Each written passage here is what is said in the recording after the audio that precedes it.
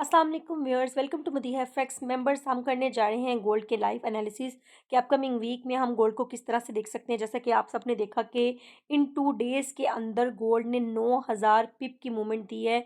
9000 पिप market 2 दिन के अंदर अंदर, ये हिस्ट्री की सबसे बड़ी फ्लक्चुएशन थी जो हुई, और इतना एक स्ट्रॉन्ग मार्केट में डिप आया। बहुत लोग बोल रहे हैं क्रैश, इसको हम क्रैश नहीं बोल सकते, इसको हम जस्ट डिप बोल सकते हैं। उनकी उसकी रीज़न ये है क्योंकि इतनी ज़्यादा बाइंग भी मार्केट में हुई थी। तो जब मार्केट में बहुत ज़्यादा बाइंग होती है तब आप सेलिंग के अंदर भी ये चीज़ एक्सपेक्ट कर सकते हैं, क्योंकि देखें गोल्ड एक बहुत लॉन्ग टर्म से बाय था।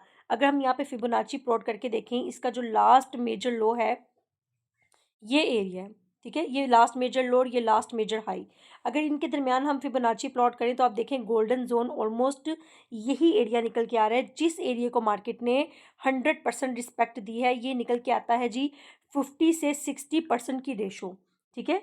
आप देखें कि ये डेली का चार्ट है, ठीक है, सॉरी H4 का चार्ट है।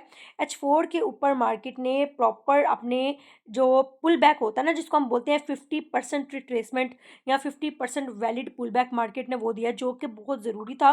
क्योंकि जब भी कोई स्टॉक हो गया, कोई भी कमोडिटीज हो गई, या कोई भी आप कह दें गोल्ड हो गया, कोई भी पेयर है, जब तक वो अपनी करेक्शन नहीं करता या जब तक वो प्रॉपर एक बाय जाता है तो सेलिंग मूव नहीं देता, या सेल जाता है तो बाय मूव नहीं देता, अपना 50% वैलिड पुल बैक नहीं देता, तब तक वो बाइंग और सेलिंग इनवैलिड होती है, ठीक है। एज अ टेक्निकल मैं बात कर रही हूँ। और जैसे आपको पता है कि गोल्ड के अंदर फंडामेंटल भी सर्कुलेट कर रहे हैं, और फंडामेंटल्स का गोल्ड के साथ एक बहुत स्ट्रॉन्ग रिलेशन है, क्योंकि जब भी मार्केट में फंडामेंटल सर्कुलेट कर रहे होते हैं तो मार्केट कभी भी टेक्निकल को रिस्पेक्ट नहीं देती। अब हम मंडे वाले दिन क्या अपॉर्चुनिटीज़ फाइंड कर सकते हैं, सबसे पहले हम ये चीज़ देखेंगे कि हम मंडे वाले दिन मार्केट को मजीद किस तरह से देख सकते हैं। तो ये जो लास्ट कैंडल है मेंबर्स, आप थोड़ा इस पर गौर करें। ये जो लास्ट सेल की कैंडल लगी है ना, आप देखें कि इसका जो वॉल्यूम है, मैं थोड़ा सा इसको करीब करती हूँ ताकि आप लोग इसको तवज्जो से देख सकें। मैं थोड़ा सा इसको जूम भी कर रही हूँ। ये देखें, ये जो लास्ट सेल की कैंडल है ये वाली, ठीक है। आप देखें कि इसका जो वॉल्यूम है, ये H4 की कैंडल है।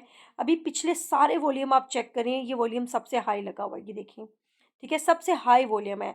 अब ये सबसे हाई वॉल्यूम होने के साथ साथ एक चीज़ और यहाँ पे इंक्लूड की जा रही है कि इस जो कैंडल की क्लोजिंग हुई है ना, इसके मिड में हुई है, ठीक है। ये चीज़ बहुत ज़्यादा इंपॉर्टेंट है जो आप लोग अक्सर मिस करते हैं।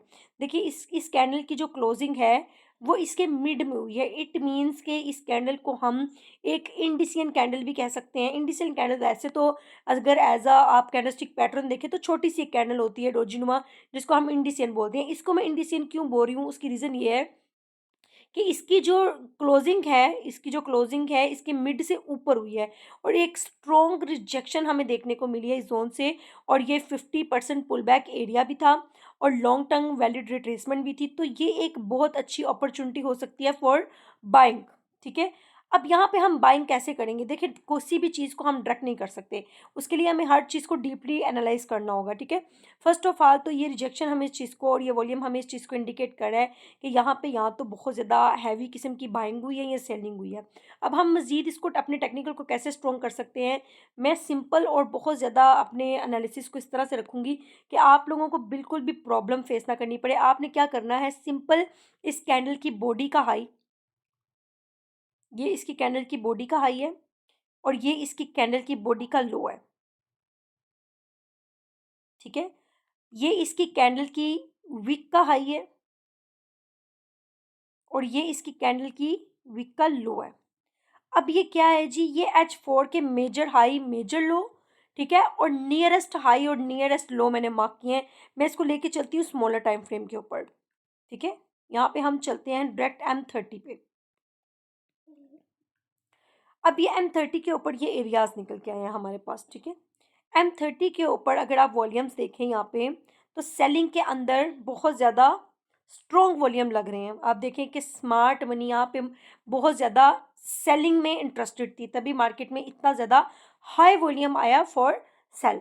अब मज़ीद हम मंडे वाले दिन कैसे मार्केट में अपॉर्चुनिटी फाइंड करेंगे। फर्स्ट जो हमारा टारगेट होगा ना फॉर बाइंग, हम कहाँ तक देख सकते हैं, ये जो एरिया बनता है 5031 का एरिया, मेंबर हम इस एरिया को मार्केट में फॉर बाइंग एक्सपेक्ट कर सकते हैं कि माइट भी पॉसिबल कि अगर मार्केट इस एरिया पर आती है, जो कि एक एरिया बनता है। अब इस एरिया को मैं क्यों बोल रही हूँ, क्योंकि ये प्रॉपर एक रेजिस्टेंस भी कम सपोर्ट का एरिया भी है, ये देखें, पीछे कैंडल ने सपोर्ट ली हुई है, ठीक है, यहाँ पे भी सपोर्ट है, यहाँ पे भी सपोर्ट है, यहाँ पे कैंडल ने रेजिस्ट किया हुआ है। तो ये सपोर्ट भी कम रेजिस्टेंस का एरिया है, एसएनआर भी है, एक स्ट्रॉन्ग एसएनआर है, ठीक है।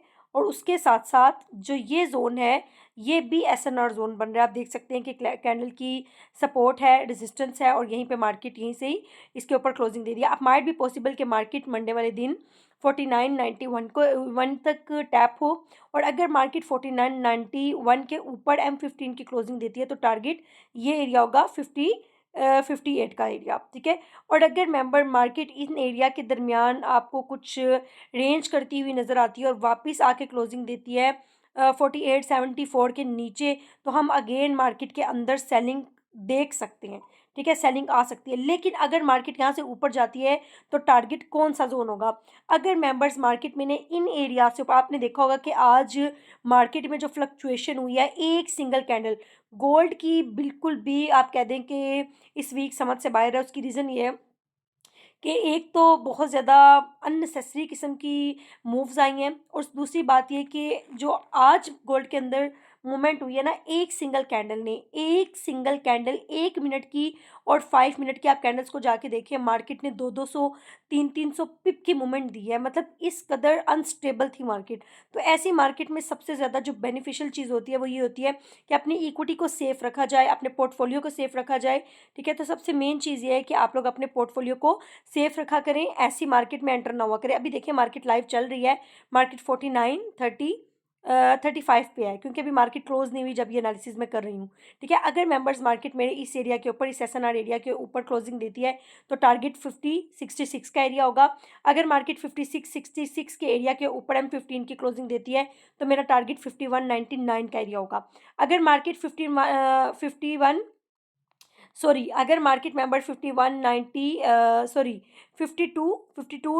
के एरिया के ऊपर M30 की कोई भी कैंडल क्लोज करती है तो टारगेट 5429 होगा। ये बहुत बड़े टारगेट है, ठीक है। मेरा एक एक एरिया कम से कम भी आपको 500 प्लस पिप की मूवमेंट इंशाल्लाह दे के जाएगा। और अगर मेंबर्स मार्केट ने मेरे इस एरिया को भी ब्रेक कर दिया तो इंशाल्लाह उसके बाद मार्केट का next high, all time high ready रहेगा। अच्छा, यहाँ पे एक और चीज़ इंक्लूड करती हूँ, अगर मार्केट फॉर एग्जांपल इसके नीचे जाती है तो हमारा टारगेट जोन कौन सा होगा? अगर इस मार्केट 4699 के एरिया के नीचे क्लोजिंग देती है ना, तो फिर हमारा अगला टारगेट होगा ये जोन, ये सेल के टारगेट है, ठीक है। और उसके बाद होगा 4450, ये दो मेरे सेल के टारगेट एरियाज होंगे, ठीक है। ये मेरे बाय के टारगेट एरियाज हैं जो मैंने ऊपर आप लोग के साथ शेयर किए हैं, और जो नीचे शेयर किए हैं वो मेरे सेल के एरियाज हैं। मैं प्रॉपर इनको अपने चार्ट्स को डिफाइन भी कर दूंगी अपनी कम्युनिटी के अंदर, और इंशाल्लाह आप लोग को प्रॉपर एनालिसिस मिल जाएंगे। और अगर आप लोग हमारी कम्युनिटी का पार्ट बनना चाहते हैं जहां हम डेली बेस पे आप लोग को एनालिसिस प्रोवाइड कर रहे होते हैं, तो मेरा नंबर बायो में मेंशन होता है, मेरे एनालिसिस वहाँ पे ईच एंड एवरीथिंग आपको मिल रही होती हैं। और सबसे बड़ी बात ये है, अगर आपको किसी मेंटोर की सपोर्ट मिल जाती है तो इससे बड़ी आई डोंट थिंक सो कि कोई भी चीज़ है, क्योंकि उससे आपकी एक्यूरेसी मज़ीद बिल्ड होकर आती है। तो आप लोग कॉन्टैक्ट कर सकते हैं, नंबर बायो में मेंशन है, आपको ये चार्ट्स भी वहाँ पे मिल जाएंगे। Thank you so much.